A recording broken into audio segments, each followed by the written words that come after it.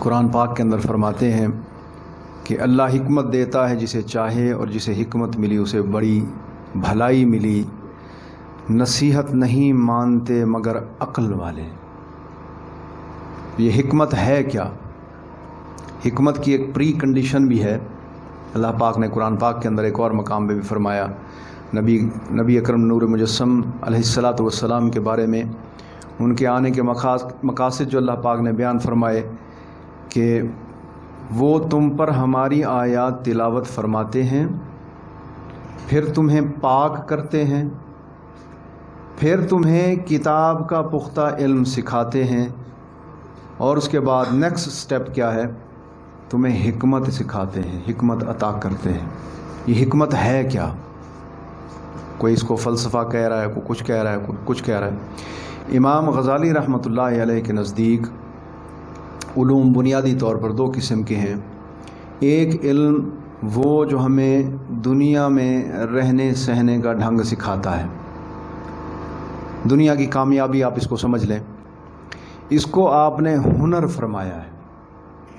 جو بھی علم ہمیں اس زندگی کے لیے محدود علم جینا سکھائے، کمفرٹس پہنچائے،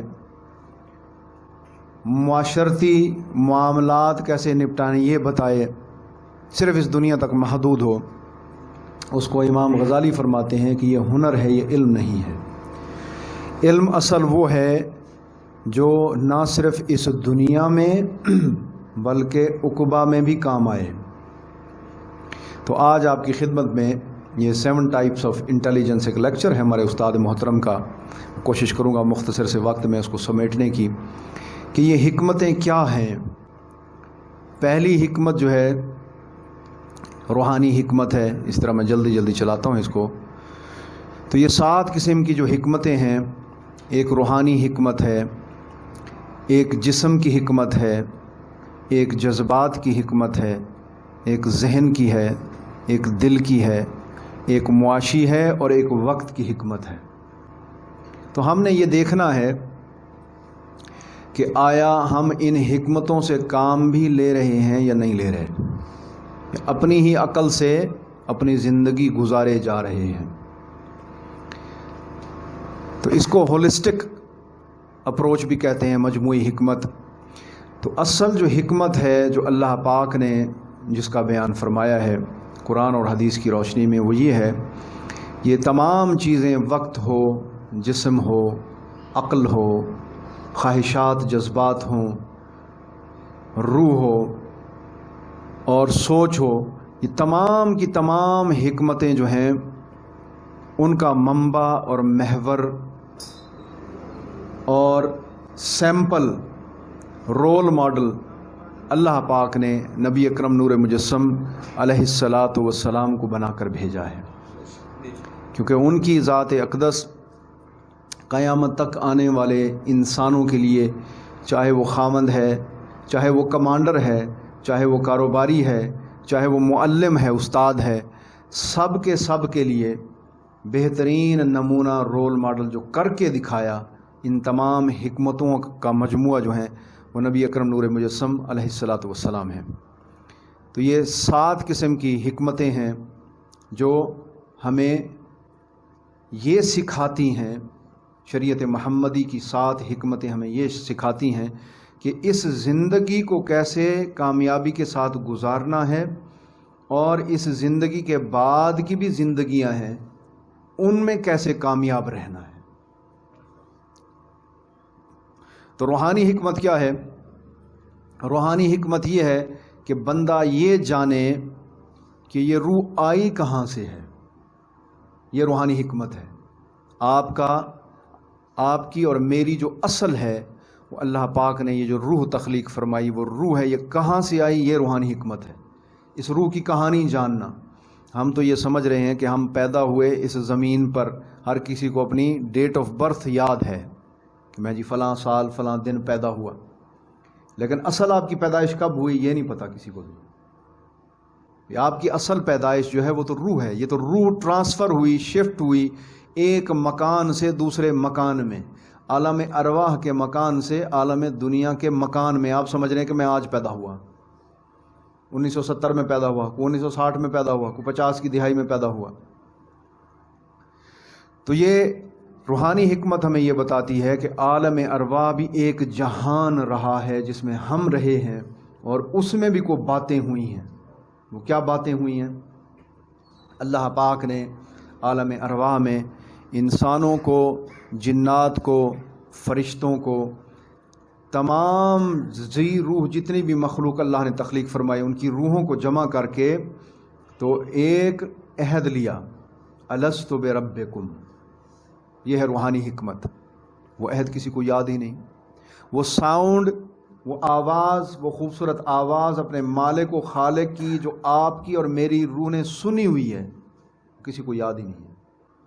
اسی وجہ سے جب بھی ہم کسی خوش الہان کی کرت سنتے ہیں, دراصل وہ اس کلام کی طرف اشارہ کر رہی ہوتی ہے. اس وجہ سے ہم پر وہ وجدانی سی کیفیت طاری ہو جاتی ہے. کوئی ذکر سن لیا تو وہ ہمیں وہ آواز یاد ہے اللہ پاک کی, ہماری روح کو اس کا احساس ہے, اس وجہ سے روح خوش ہو جاتی ہے. کہتے ہیں نا جی روح کی غذا ہے یہ, موسیقی تو نہیں ہے. دراصل یہ موسیقی بھی اسی کی طرف اشارہ ہے. وہ خوبصورتی کی انتہا کو ڈھونڈ رہی ہے یہ روح. اس وجہ سے لوگوں نے سمجھنا شروع کر دیا کہ موسیقی ہی روح کی غذا ہے. دراصل وہ اصل آواز ہے جو اللہ پاک کی آپ نے اور میں نے سنی ہوئی ہے عالم ارواح میں, الست بربکم. یہ سارا جتنا بھی ساؤنڈ کا چکر چل رہا ہے, وہ گانے سن رہا ہے, وہ نعت سن رہا ہے, وہ کرت سن رہا ہے, جو جس کا دل جہاں پہ بیٹھ گیا وہ اسی کی تلاش میں, اسی خوبصورت آواز کی تلاش کی وجہ سے یہ کشش ہے ساری. تو اللہ پاک نے وہ جو عہد لیا ہم سے عالم ارواح میں, اب یہاں پہ عالم ارواح میں اللہ پاک نے ایک خاص چیز انسانوں اور تمام روحوں کے سامنے رکھی, امانت. مخلوقات نے پوچھا یا اللہ یہ امانت ہے کیا؟ تو اللہ پاک نے یہ بتایا کہ یہ امانت جو ہے اختیار ہے, تم میرا حکم مانو یا نہ مانو. کس لیے؟ کہ میں تمہیں نوازنا چاہتا ہوں. خلق الموت والحیات لیبلوکم ایکم احسن عملا. میں تمہیں نوازنا چاہتا ہوں, خاص انعام دینا چاہتا ہوں, لیکن آزمائش میں سے گزرنا پڑے گا. میڈیکل کالج میں جاتے ہیں نا تو اس کا ایک خاص میرٹ ہے. اس نمبر سے کم ہوں گے تو میڈیکل کالج میں داخلہ نہیں ہو سکتا. آپ نے ٹیسٹ بھی دینا ہوتا ہے. پھر ٹیسٹ کے بعد پھر ڈیسائیڈ ہوتا ہے کون سے کالج میں جائیں گے. سب سے بہتر کالج میں وہ جائے گا جس نے سب سے بہتر نمبر لیے ہوں گے. تو اللہ پاک نے بھی یہ امتحان آپ کی اور میری روحوں کے سامنے بھی رکھا. اس میں جنات کی ارواح بھی تھیں, فرشتوں کی بھی, پہاڑوں کی بھی, زمینوں کی بھی, ستارے, سورج, تمام مخلوق کے سامنے اس امتحان کو رکھا کہ کون یہ لینا چاہتا ہے. تو مخلوقات کو یہ بھی بتا دیا کہ اگر اس اختیار کو تم نے غلط استعمال کیا تو میں سزا بھی بہت سخت دوں گا, صحیح استعمال کیا تو جزا بھی بہت بڑی دوں گا. وہ کیا؟ ایک تو اپنا دیدار اور ہمیشہ کی زندگی جو کہ راحت اور آرام اور عزت, جاہ و جلال, مال و دولت, جو تمہاری خواہشات ہیں ساری کی ساری اس جہان میں پوری کروں گا. لیکن انسان ہے کہ وہ چاہتا ہے اس جہان میں پوری ہو جائے. اس نے تو مٹنا ہے, مٹی کے پیچھے دوڑ رہا ہے انسان. تو بہرحال حکمت یہ ہے, روح کی حکمت یہ ہے کہ روح یہ پہچانے کہ میں پہلی بات تخلیق کس لیے کی گئی. اللہ نے اس روح کو اپنی محبت والی عبادت اور تیسری چیز خاص انعام دینے کے لیے پیدا فرمایا. تو آپ نے اور میں نے جب یہ لے لیا, اختیار لے لیا عالم ارواح میں, تو اب ہم پھر یہاں پہ اس دنیا میں موجود ہیں. آپ اور میں اس جہان میں عارضی طور پر ہم بھیجے گئے. کس لیے؟ کہ وہ جو اختیار ہے اس کو صحیح استعمال کریں تو ہم برزخ سے ہی وہ ہمارا جو معاملہ ہے وہ شروع ہو جائے انعامات کا. جیسے ہی قبر میں بندہ قدم رکھتا ہے تو نبی اکرم نور مجسم علیہ الصلوۃ والسلام کی حدیث پاک کا مفہوم ہے کہ نیک صالح کی قبر جو ہے وہ جنت کے باغوں میں سے ایک باغ ہوتی ہے، اور اگر گناہ کر کے چلا گیا یہاں پہ، اللہ کو ناراض کر کے چلا گیا، تو اب اس کی قبر کیسی ہوگی؟ جہنم کے گڑھوں میں سے ایک گڑھا ہوگی۔ تو روحانی حکمت یہ ہے کہ بندہ پہچانے کہ میں کہاں سے آیا اور میں کہاں جا رہا ہوں، اور آگے کہاں جا رہا ہے؟ دنیا سے آگے پھر برزخ ہے، برزخ سے آگے ایک اور جہان ہے جو کہ حشر کا میدان ہے، پھر اس سے آگے اس کی فائنل ڈیسٹینیشن، حتمی منزل، آخری منزل کیا ہے؟ یا جنت ہے یا جہنم ہے۔ یہ روحانی حکمت یہ ہے بندہ یہ پہچان کرے کہ میں نہ تو اس جہان کا ہوں اور نہ ہی اس جہان میں نے ہمیشہ رہنا ہے۔ تو اللہ پاک نے آزمائش کے لیے یہ انسان کو کیا کیا عطا فرمایا ہے؟ یہ روح کو اللہ پاک نے جسم دیا عمل کے لیے، عقل دی سوچ بچار کے لیے، دل دیا اخلاق کا محور، اور ایک خاص چیز اور بھی دی اللہ پاک نے، نفس دیا خواہشات کے لیے۔ تو ہم انہی خواہشات کے پیچھے دوڑ رہے ہیں۔ اس کو میں نے سمیٹنا ہے تو میں جلدی جلدی یہ ساری باتیں میں آپ کو سنا چکا ہوں۔ بسم اللہ الرحمن الرحیم۔ عالم ارواح کی کہانی۔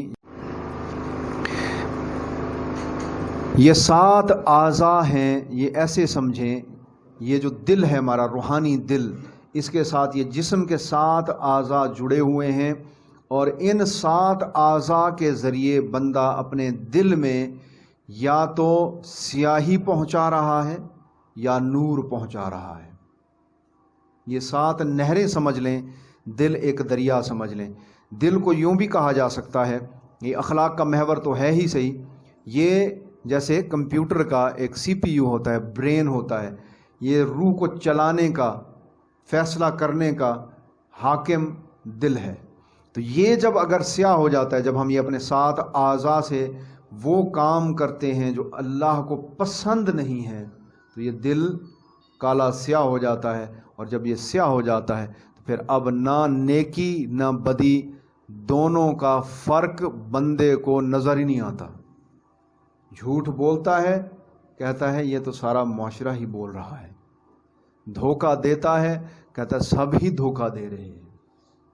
تو کس وجہ سے ہے یہ وہ جو اعمال اس نے کیے اپنے 7 اعضاء سے، تو اس کا دل سیاہ ہو گیا، اس وجہ سے اب اس کو حق اور باطل کی پہچان، دل اندھا ہوتا ہے۔ قرآن پاک کے اندر ایک آیت بھی ہے، پہچان ہی نہ رہی۔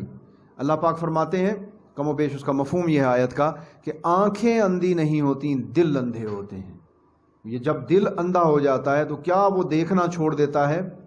حق اور سچ کو وہ دیکھنا چھوڑ دیتا ہے۔ تو جسم کی حکمت یہ ہے کہ بندہ یہ سمجھے کہ کس طرح اس جسم کو استعمال کرنا ہے۔ یہ نبی اکرم نور مجسم علیہ السلام کی حدیث پاک ہے، اس کی یہ تشریح ہے، ترمذی شریف میں یہ حدیث پاک ہے۔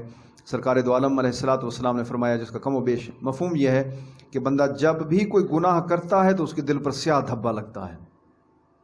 تو یہ دیکھ لیں، زبان سے کیا، سیاہ دھبا لگا، ہاتھ سے کسی کو تکلیف دی یا کوئی چیز لکھ دی، سیاہ دھبا لگ گیا، نظروں سے کسی کی عزت کو دیکھ لیا، اللہ نے جو چیزیں حرام قرار دی ہیں ان کو دیکھا تو دل پر سیاہ دھبا لگ گیا۔ اسی طرح پیٹ میں حرام لے گیا، سیاہ دھبا لگ گیا۔ پاؤں سے چل کر گیا کسی ایسی جگہ کی طرف، کسی کو نقصان پہنچانے کی نیت سے گیا، کسی اور برے کام کی خاطر گیا، کسی شراب کے اڈے پہ چلا گیا، تو کیا ہوا؟ دل پر سیاہ دھبا لگ گیا۔ تو یہ دل اندھے ہو گئے۔ تو جسم کی حکمت یہ ہے کہ یہ پہچانے کہ اس جسم کو میں نے کیسے استعمال کرنا ہے کہ اس جسم سے اللہ کی مخلوق کو تکلیف نہ پہنچے۔ یہ اس کی حکمت ہے، ورنہ پھر اس کا بھی حساب ہے، اس کا حساب کتاب دینا پڑے گا پھر حشر کے میدان میں۔ تو یہ تو تھی سیکنڈ ٹائپ آف انٹیلیجنس، یعنی کہ جسم کی حکمت۔ یہ میں اس کو جلدی جلدی چلاتا ہوں۔ یہ ایک آپ کو دعوت بھی ہے، یہ ہم سکھاتے ہیں کہ اس جسم کو، ان 7 اعضاء کو، اور پھر باطنی جو اعضاء ہیں ان کو کس طرح نبی اکرم نور مجسم علیہ السلام کی سیرت کے مطابق ڈھالا جا سکتا ہے۔ تربیت کس طرح کی جا سکتی ہے۔ معاشرے کے بارے میں ہم کمپلینٹس تو بھیج رہے ہیں، پتہ نہیں کہاں کہاں بھیج رہے ہیں۔ جہاں پہ بھی ڈسکشن ہوتی ہے، ہم بیٹھتے ہیں اپنے دوست احباب میں، تو ہم کیا کرتے ہیں؟ ہم بیٹھ کر معاشرے کا رونا روتے ہیں، لیکن جیسے ہی ہم باہر نکلتے ہیں ہم خود بھی معاشرے کا حصہ بن جاتے ہیں۔ تو تبدیلی کیسے آئے گی؟ تبدیلی تو فرد سے ہے۔ مولانا روم رحمۃ اللہ علیہ ایک قول مبارک ہے ان کی طرف منسوب، فرماتے ہیں کہ جب میں بچہ تھا تو ماں باپ کہتے ہیں نا میرا بچہ جو ہے ساری دنیا کو تبدیل کرے گا۔ تھوڑا میں سمجھدار ہوا، میں نے سوچا کہ چلو ملک کو تبدیل کروں گا۔ پھر ادھیڑ عمر ہو گیا، میں نے سوچا ملک چھوڑو اپنے صوبے کو تبدیل کروں گا۔ پھر میری کسی نے بات نہ سنی، میں مزید عمر رسیدہ ہوا تو میں نے سوچا ملک کو بھی چھوڑو صوبے کو بھی چھوڑو، چلو اپنے گلی محلے کو ہی اپنے شہر کو ہی ٹھیک کر لیتے ہیں۔ لیکن کسی نے میری بات نہ مانی۔ اب میں بوڑھا ہو چکا ہوں، اب میں سوچتا ہوں کاش میں نے اپنے آپ کو ٹھیک کیا ہوتا۔ تو یہ اپنے آپ کو ٹھیک کوئی نہیں کرنا چاہتا، سارے چاہتے ہیں کہ ٹریفک ٹھیک ہو جائے، اس کے لیے ٹھیک ہو جائے۔ پروٹوکول کے چکر میں ہم سارے، پروٹوکول ملنا چاہیے، مجھے دنیا میں عزت ہونی چاہیے، لیکن بندہ جو ہے دائمی عزت کی طرف اس کی توجہ نہیں ہے۔ تو اللہ پاک حفاظت فرمائے۔ یہ ایک عمل بھی ہے، یہ انشاءاللہ آپ کو کارڈ بھی دیں گے جو ساتھی شوق فرمائیں گے، اس میں یہ زبان کی ایک شیٹ بھی بنی ہوئی ہے اسی طرح کہ بندہ ان گناہوں کو دیکھے، یہ دل کے گناہ بھی یہاں پہ لکھے بھی ہوئے ہیں، یہاں پہ ان گناہوں کو دیکھے اور صرف زبان کو ہی چلیں قابو کر لے۔ جسم کی حکمت میں سے چلو ایک حکمت پر ہی عمل کر لے کہ اس زبان کو اس طرح استعمال کر لے کہ جس طرح اللہ چاہتا ہے اور جس طرح اس کے نبی اکرم نور مجسم علیہ الصلوۃ والسلام نے کر کے دکھایا ہے۔ انہوں نے کر کے دکھایا ہے۔ ہم کیا کر رہے ہیں؟ گفتار کے غازی، ہم سارے تقریر جتنی لمبی، میں بھی آیا بیٹھا ہوں آپ کے پاس، جتنی لمبی تقریر کروا لیں، لیکن کردار نظر نہیں آتا معاشرے میں۔ تو کردار سازی جو ہے یہ نبی کریم علیہ الصلوۃ والسلام، ہم کہتے ہیں نا معاشرہ برا ہے۔ آپ یہ سوچیں کہ نبی کریم علیہ الصلوۃ والسلام کے دور میں معاشرہ برا تھا یا اب برا ہے؟ وہ ایک ہستی، کون سی برائی اس معاشرے میں نہیں تھی؟ تو آپ نے کردار سازی کیسے کی ہے؟ امام زین العابدین سے کسی نے، میرے جیسے نے پوچھا، حضور میں تبلیغ کرنا چاہتا ہوں، لوگوں کو دین کا پیغام دینا چاہتا ہوں۔ آپ نے فرمایا بالکل کرو، لیکن دیکھو کہ تبلیغ میں، لوگوں کو دین کے پیغام دینے میں یہ زبان حرکت نہ کرے۔ تو آج کل چل کیا رہا ہے؟ صرف اور صرف زبان کی حرکت ہے بس، اور کچھ بھی نہیں ہے، کردار پیچھے ہے ہی نہیں۔ تو کیا تبلیغ ہوگی؟ کیسے سچائی آئے گی معاشرے میں؟ ہماری اپنی زبان ہی سچی نہیں ہے۔ تو یہ بچوں کی بھی تربیت کے متعلق، یہ تو سائیکائٹرسٹ، سائیکالوجسٹ بھی کہتے ہیں کہ بچے جو دیکھتے ہیں وہ کرتے ہیں۔ آپ نے بچے کو کہا کہ بیٹا باہر جو انکل کھڑے ہیں ان کو کہو بابا جانی گھر پہ نہیں ہے، اب وہ جھوٹ بولے گا، آپ کو حق نہیں پہنچتا کہ آپ اس کو تھپڑ رسید کریں یا اس کو روکیں، کیونکہ آپ نے خود اس کو اپنے کردار سے سبق دیا ہے کہ جھوٹ جائز ہے۔ تو یہ کردار کریکٹر لیس ہو گئے ہیں ہم۔ آپ تو ماشاءاللہ نیک صالح ہوں گے، میں اپنی بات کر رہا ہوں۔ تو یہ رسول اللہ صلی اللہ علیہ وسلم کی سنت کے مطابق یہ مشائخ نے پھر اس دور کے مطابق جو ہے نا یہ ایک تزکیے کا، ایک تربیت کا ایک نصاب دیا ہے کہ کس طرح اپنی زبان کو بندہ اس طرح استعمال کرے کہ یہ معاشرے میں اس کی، لوگوں کے دلوں میں اس کی عزت ہو جائے۔ اور لوگوں کے دلوں میں عزت کون پیدا کرتا ہے؟ اللہ پیدا کرتا ہے۔ عزت مانگی نہیں جاتی، چھینی نہیں جاتی۔ ہاں وہ دہشت اور ہیبت ہوتی ہے، خوف ہوتا ہے۔ عزت پیدا کی جاتی ہے، اور پیدا کیسے ہوتی ہے؟ کہ بندہ جتنا زیادہ مخلوق کے سامنے عاجز ہوتا ہے، ان کی خدمت کرتا ہے، اتنا ہی زیادہ اللہ پاک اس کی عزت کو دنیا میں بھی اور آخرت میں بھی بڑھاتا ہے۔ تو یہ کریکٹر کیسے بلٹ ہوگا؟ تو اسی کی یہ تربیت کے لیے آپ کی خدمت میں حاضر ہوا ہوں کہ تو یہ جسم کی حکمت تھی، اسی طرح جسم کو کیسے استعمال کرنا ہے۔ ذہن کی بھی ایک حکمت ہے، وہ کیا ہے؟ ذہن میں ایک سوچ آئی، مثال کے طور پہ دو قسم کی سوچیں آتی ہیں ذہن میں۔ ایک آتی ہے اللہ پاک کی طرف سے نیکی کی ایک دعوت، اور ایک آتی ہے شیطان کی طرف سے، برائی کی دعوت یا مزوں کی دعوت نفس کی طرف سے۔ تو دیکھنا یہ ہے کہ کیا میں اپنی خواہشات کے پیچھے شیطان کے کہے پر چلتا ہوں یا اپنی خواہشات کو رد کر کے رحمان کا حکم مانتا ہوں۔ تو یہ ذہن کی حکمت ہے، سوچوں کی حکمت ہے، عقل کی حکمت ہے۔ تو طریقہ محمدی کیا ہے؟ نبی اکرم نور مجسم علیہ الصلوۃ والسلام کا طریقہ کیا ہے کہ وہ جو سوچ ہمارے ذہن میں ابھری، اگر ہم اس کے پیچھے نہ چلیں، اس کو رد کر دیں، کسی اور طرف سوچنا شروع کر دیں، تو طریقہ محمدی یہ ہے کہ بندہ پھر اس گناہ سے بچ جاتا ہے۔ لیکن دوسری حالت کیا ہے کہ اسی سوچ میں غرق ہو گیا لے جانے والے راستے کی طرف، تو اب اسباب ڈھونڈے گا، پھر کیا کرے گا؟ گناہ کر گزرے گا، اور جب گناہ کر گزرے گا اب ذہن بھی سیاہ ہو گیا۔ وہ کہتے ہیں نا، لوگ کہتے ہیں نا اس کے سر پہ جی عشق کا بھوت سوار ہو گیا ہے، عقل اس کی معوف ہو گئی ہے۔ وہ عشق نہیں ہوتا، وہ ہوس ہوتی ہے۔ عشق ہوتا ہے کہ جس میں ہوس کا پہلو نہ ہو، حاصل کرنے کی خواہش نہ ہو، اس کو عشق کہتے ہیں۔ یہ بھی بڑا لوگوں نے کنفیوز کیا ہوا ہے اس کو۔ تو یہ جب گناہ کرتا ہے تو پھر ذہن جو ہے وہ سیاہ ہو جاتا ہے، اب اس کی عقل بھی معوف ہو گئی۔ لیکن دوسرا طریقہ کیا ہے؟ محمدی سوچ کیا ہے؟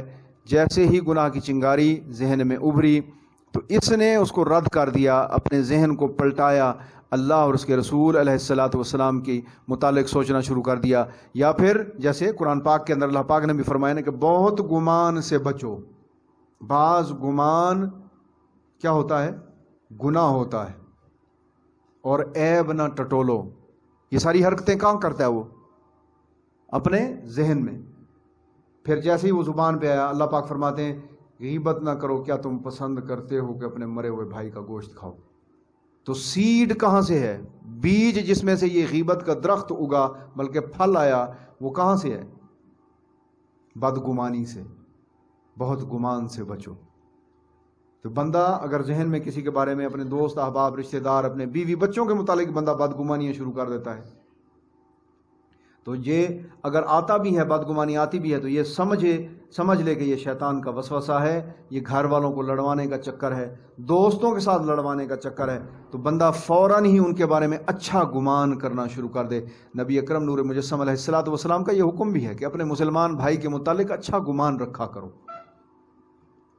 ہم کسی سے قصور ہو جائے دوست سے تو 70 اور قصور اس کے ڈھونڈتے ہیں، نکالتے ہیں اور اس کو گالی گلوچ دیتے ہیں۔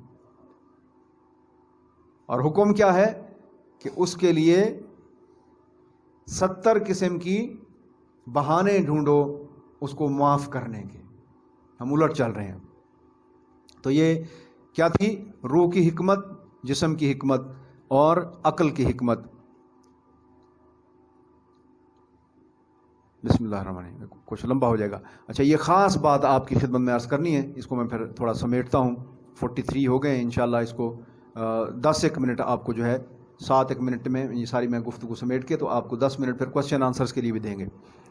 یہ خاص بات بار بار دوست پوچھتے ہیں مجھ سے بھی، آپ کو بھی پتہ ہوگا کہ جب بھی ہم نماز کے لیے کھڑے ہوتے ہیں اس وقت ہمیں بازار کے، کاروبار کے، لڑائی جھگڑوں کے، فیصلوں کے، حساب کتاب کے خیالات کیوں آتے ہیں؟ ذہن کی حکمت۔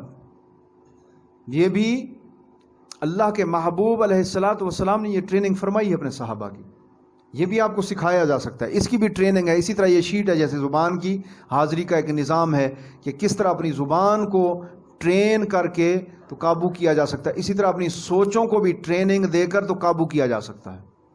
تو اس کے بھی مختلف درجات ہیں۔ پہلا درجہ اس کا کیا ہے؟ یہ ٹریننگ کا، یہ بھی نصاب ہے۔ جس نے سیکھنے کا شوق ہو تو انشاءاللہ یہ میں آپ کو جب کارڈ دوں گا تو اس پر میرا نمبر بھی لکھا ہوا ہے، ڈاکٹر صاحب کا بھی آپ نمبر لے سکتے ہیں، تو رابطہ کر سکتے ہیں آپ۔ گناہوں کی سوچ سے بچنا، اگر کوئی آ بھی جائے تو فوراً اپنی سوچ کو پلٹا دینا، کسی مثبت سوچ کی طرف لے جانا، کیونکہ یہ جو سوچ ہے نا، یہ اس کو ایسے سمجھیں جیسے کنٹینر ہے، گلاس ہے نا، جیسے یہ خالی پڑا ہوا ہے، خالی ہے تو کیا کہتے ہیں؟ کہاوت بھی ہے نا،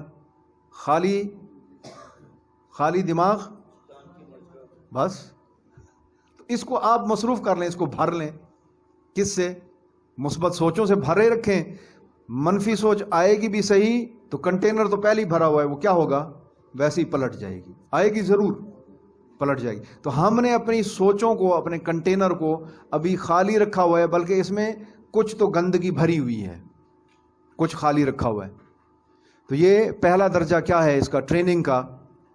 یہ سوچ کی جو ٹریننگ ہے وہ کیا ہے کہ بندہ کبھی بھی منفی سوچ خود نہ لے آئے اختیاری طور پر. کوئی مزوں والی سوچ، کوئی گناہ کی سوچ خود نہ لے آئے، اور اگر آ جائے تو اس کو نہ ہٹانے میں مشغول ہو، نہ ویسے ہی اس میں غرق ہو جائے، بلکہ اپنی سوچ کو، دھیان کو کسی اور طرف، مثبت چیز کی طرف لگا دے.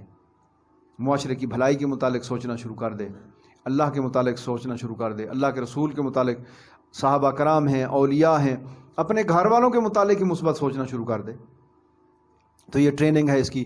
اسی طرح بہت ساری اس کی حکمتیں ہیں. جذبات کی حکمت، چلیں یہ ایک آخری چیز، ایموشنل انٹیلیجنس اس کو کہتے ہیں. یہ عرض کر دیتا ہوں. یہ بندہ بڑا جذباتی ہو جاتا ہے، وہ جو میرا غصہ قابو میں نہیں ہے. غصہ قابو آپ کا چیف آف آرمی اسٹاف کے سامنے تو آ جائے گا، وہ چاہے تھپڑ بھی مار دے، اس وقت تو بلڈ پریشر ہائی نہیں ہوتا آپ کا. چیف آف آرمی اسٹاف جو ہے، غصہ قابو آپ کا بچوں کے سامنے، بیوی کے سامنے، یا جن دوستوں پر زور لگتا ہے ان کے سامنے نہیں ہوتا. تو ایموشنل انٹیلیجنس کیا ہے؟ اپنے ایموشنز کو کیسے قابو کرنا ہے، یہ بھی اسی طرح ہی ٹریننگ ہے. تھوڑا تھوڑا بندہ برداشت کرتا جائے. جب اس کو پریزیڈنٹ کے سامنے غصہ قابو میں آ گیا ہے تو اب بیوی کے سامنے بھی قابو کرے. یہ اختیار ہے، اس کا ٹریننگ ہے. تھوڑا تھوڑا قابو کرتا جائے تو ایسا ٹرین ہو جائے گا کہ جیسے اللہ کے اولیاء ہوتے ہیں. ان اللغو معرضون، سورۃ مومنون کے اندر اللہ پاک نے نشانیاں بیان فرمائی ہیں مومنون کی، کہ لغو بات، کوئی ان کے سامنے کوئی بری بات، کوئی گالی گلوچ، کوئی کسی کی غیبت کر دی، اور کوئی معاملہ ان کے سامنے کہہ دیا، لغو بات. اللہ کے نزدیک جو بھی لغو بات ہے تو وہ کیا کرتے ہیں؟ اعراض کرتے ہیں، توجہ نہیں کرتے. they don't pay attention، سوچتے ہی نہیں ہیں اس کے متعلق. تو یہ بھی ٹریننگ کی جا سکتی. یہ ہوتا پھر کامل انسان. چلے اس کو میں یہیں پہ ختم کرتا ہوں، ٹائم تھوڑا ہے. تو آخر میں آپ کو جو ہے وہ دعوت دینی ہے اس بات کی. تو بہت لمبی ہے یہ پریزنٹیشن جو ہے، انشاءاللہ کبھی وقت ہوا تو انشاءاللہ آپ کو یہ پوری بات. وہاں پہ گورے بھی آتے ہیں سیکھنے کے لیے، خاص طور پر کاؤنسلنگ.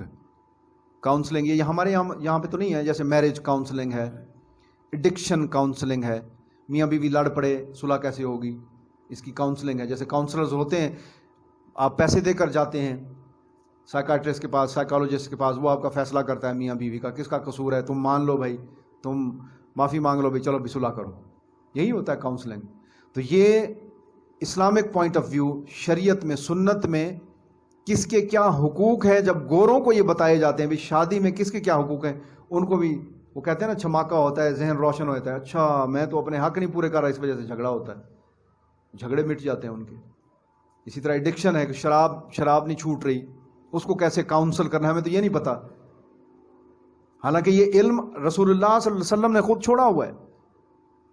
یہ جس کو حکمت عطا ہوتی ہے اس کے پاس یہ علم ہے، وہ پھر کر رہے ہیں. یہ الحمدللہ یہ علم بھی ہے. جس نے سیکھنا ہو، لاہور میں بھی الحمدللہ ابھی ایک اکیڈمی بنائی ہے انہوں نے کہ جس میں ایڈکشن کاؤنسلنگ بھی ہے، میرج کاؤنسلنگ بھی ہے، اور بھی بہت ساری چیزوں کی کاؤنسلنگ. مٹیریل تو بہت زیادہ ہے. یہ جن اللہ والوں کو یہ حکمت اللہ پاک عطا فرماتا ہے تو ان کے پاس ایک یہ وقت کی بھی حکمت ہے کہ وقت کو کیسے استعمال کرنا ہے. یہ بھی رسول اللہ علیہ الصلوۃ والسلام نے یہ بھی چھوڑا ہے علم، ہمیں پتہ نہیں ہے. تو مکمل جو حکمت ہے وہ میں اس کو آخر پہ لے جاتا ہوں. جسم کے تعلقات، ذہن کے تعلقات، اسی طرح یہ 7 قسم کی جو حکمتیں ہیں وہ رسول اللہ صلی اللہ علیہ وسلم کی ذات اقدس مکمل نمونہ ہے، مجموعی حکمت. 7 ٹائپس آف انٹیلیجنس اس کو کہتے ہیں. تو کمال حکمت کیا ہے؟ وہ نبی کریم صلی اللہ علیہ وسلم کی ذات اقدس ہے جو مجموعہ حکمت ہے. اور اللہ پاک نے وہ جو خاص بات بیان فرمائی کہ یہ اللہ کی حدیں ہیں، اور جو حکم مانے اللہ اور اللہ کے رسول کا، اللہ اسے باغوں میں لے جائے گا جن کے نیچے نہریں بہہ رہی ہیں، ہمیشہ ان میں رہیں گے. یہی بڑی کامیابی ہے. یہ ہے اصل حکمت، ہولسٹک حکمت. تمام حکمتوں کا مجموعہ کیا ہے کہ بندہ دنیا میں زندگی ایسے گزار کے چلا جائے کہ وہ جو دائمی دنیا ہے، دائمی زندگی ہے، اس میں یہ راحت اور آرام میں آ جائے۔ اللہ کے نزدیک اس سے بڑی کوئی کامیابی نہیں ہے۔ ہم تو یہ سوچے بیٹھے ہیں نا کہ الیکشن جیت گیا جی، بڑا کامیاب ہو گیا جی میں، ماشاءاللہ۔ اچھا کتنے سال کے لیے؟ 5 سال کے لیے۔ پھر جھولی پھیلا کے، میں نے بھی الیکشن لڑا، الحمدللہ ہار گیا اللہ کے فضل سے۔ جھولی پھیلا کے تو ووٹ مانگ رہے ہیں، تو اللہ پاک کی حفاظت فرمائے۔ تو کوئی اپنے کاروبار، ماشاءاللہ جی بڑا میں کامیاب ہوا ہوں جی، کاروبار میں کامیاب ہو گیا بھی اللہ کے نزدیک۔ تو یہ ساری چیزیں جو ہیں، اس لیے اللہ پاک نے یہ نعمتیں دی ہیں، آپ کو جسم بھی دیا ہے، عقل بھی دی، سوچ بھی، مال و دولت بھی دیا ہے، کہ ان کو استعمال کر کے اللہ کی رضا کو حاصل کرے۔ بندہ اللہ کو استعمال کر کے انہی چیزوں کے پیچھے دوڑ رہا ہے۔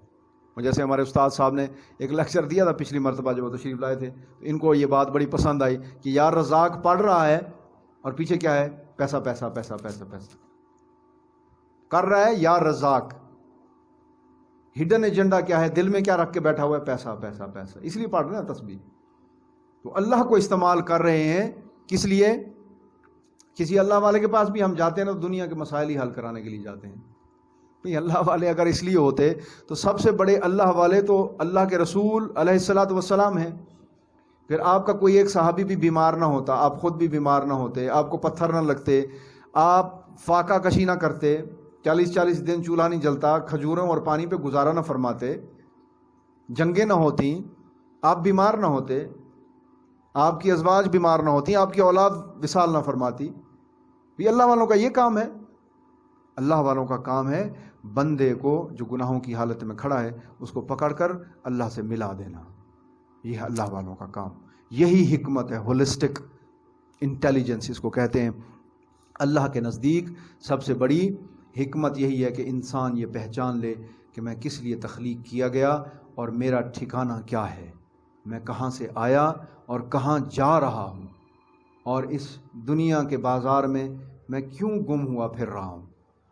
یہ تو خود بھی گم ہے، آپ کو بھی گم کر دے گی، اللہ سے گم ہوئے پھر رہے ہیں۔ یا ایھا الانسان ما غرک بربک الکریم، اے انسان تجھے اپنے کرم والے رب سے کس چیز نے دھوکے میں ڈالا۔ وما علینا الا البلاغ المبین۔ اب کسی ساتھی نے کچھ